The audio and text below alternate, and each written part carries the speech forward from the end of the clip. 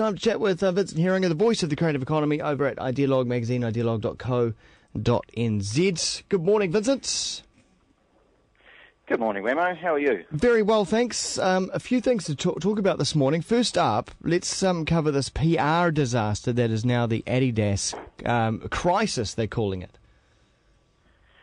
I really feel for Adidas.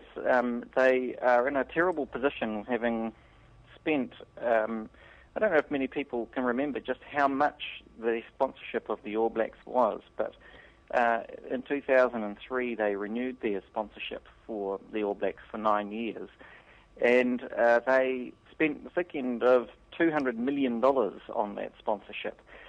So to stuff it up at this critical moment with this PR disaster is such a shame, actually. It's such a shame for them.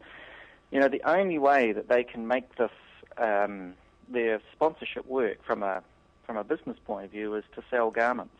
Yeah. And just at the moment when they are, you know, obviously there's all the brand love and the association with the All Blacks is good for their brand. The critical bit from a return on investment point of view is selling garments, and just at the moment where they should be selling the most for the biggest price, they've managed to completely cock it up. Although at the end of the day, right, they still get the All Blacks. They still get the All Blacks are still wearing the Adidas thing on their shirts, and that is what's going to be seen on the TV worldwide. That's true, but you know, New Zealand will be their primary market for selling those All Black jumpers, and the whole point of the sponsorship is to be able to have an association with a product that people are prepared to pay a premium for. But that, and so all the language is around loyalty and commitment, and we're backing our team, all that kind of emotional stuff, and the differential in overseas price and New Zealand price creates such a emotional reaction that it's almost like the size of the benefit is now reflected in the size of the curse. Yeah. If you know what I mean. That all the good feelings that people had about Adidas are being reversed to the same extent over this. What appears to be to people price gouging. If this event was being held anywhere else in the world and it was the local team that they were sponsoring, let's say it was happening in England, would the same amount of media pressure have been applied on Adidas? Would there be the same outcry, or is it just the fact that we don't have a lot to talk about here in New Zealand? So rugby jersey, not that much going on. Well, yeah, that's right. Yeah. Yeah, I absolutely think there would be because. Adidas have asked people to respond with the same affection and commitment that we have for the All Blacks to their brand, and that works so long as they are seen to be supporting New Zealand, and so their sponsorship commitment and the size of it to the All Blacks is a fantastic gesture and a fantastic investment that then has been ruined by this perception that they are gouging New Zealand customers. And the real mistake, Wemo, came when the price difference between the parallel importers and the local price was revealed. Adidas should have, at that point, said, "Oh my gosh, we're really sorry. We're going to lower our price to match the best price in the world because we're here to support New Zealand." But instead, they held on and have held on despite even comments from the Prime Minister, which I do find a bit bizarre, and just continually digging themselves into a deeper and deeper hole, to the point now where they've cancelled this party, which they were going to have tonight. Yeah. On Stop Press, I don't know if anyone else has pointed out, but on Stop Press, the marketing blog, we noticed that the invitation was to the support, the All Blacks and New Zealand's World Cup bid, and the party was being held at Australia House.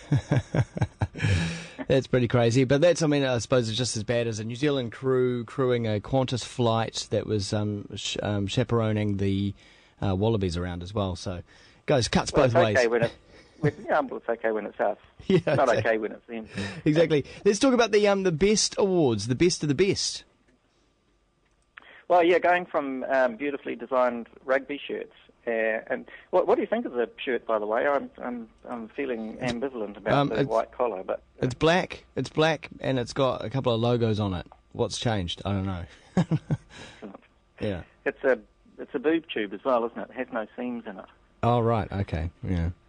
Yeah. But yes, every year the design community gets together and celebrates the best of design. In fact, the awards are called the Best Design Awards, and just some, there are some little road markers along the way to a strong economic recovery, Wemo. And I see it in every day when I talk to businesses who are getting new investment and are exporting and so on. And another little indication of the recovery is the various awards, business awards that are happening around the country. And the Best Awards have had the record number of entries, over 800 entries into the Best Design Awards. And we've put up on Ideologue, and I think you're putting it on your website, aren't you? Some of the finalists, and they're awesome. Just absolutely beautiful graphic design, web design, product design. Some really terrific stuff coming out of New Zealand. And everything from advertising agencies to students to actual product makers as well. It really covers the full spectrum. Yeah. And New Zealand actually punches above its weight, as we know, in many areas, but design is one of them. And there are many New Zealand designers who go on to success internationally. The quality of our students' output is very high. And as I'm discovering, as I write more and more about the export sector, so many companies are leading their export success through design, whether it's packaging or branding or the quality of their products or even their business design.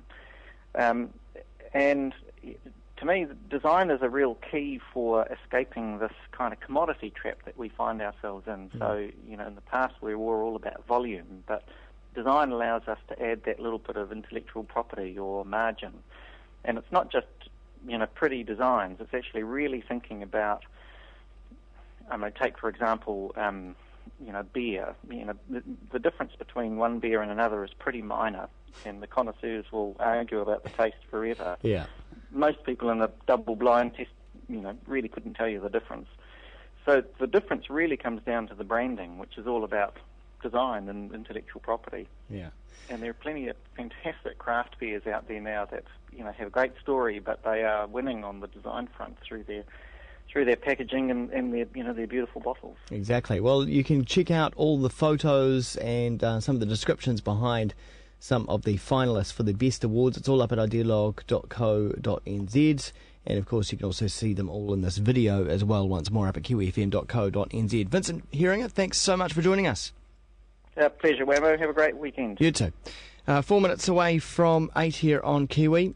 News up next.